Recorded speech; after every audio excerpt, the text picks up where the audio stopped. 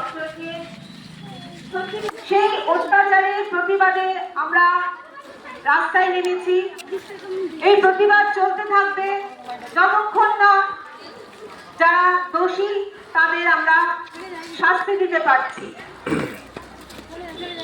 এলাকাবাসীদের কাছে আমাদের বিনীত অনুরোধ, বিচার চাইলে যেভাবেই হোক, প্রত্যেকেরই প্রতিবাদের ভাষা থাকে, আপনারা বিচার চান।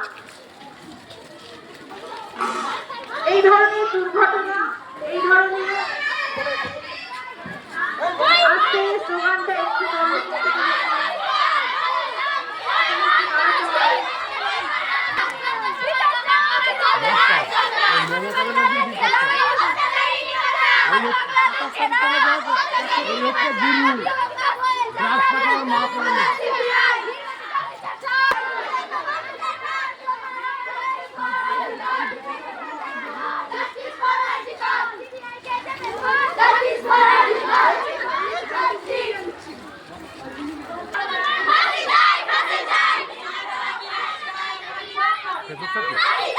আগে ভিডিওটা ডাইরেক্ট করবেন না, লাইভ করবেন।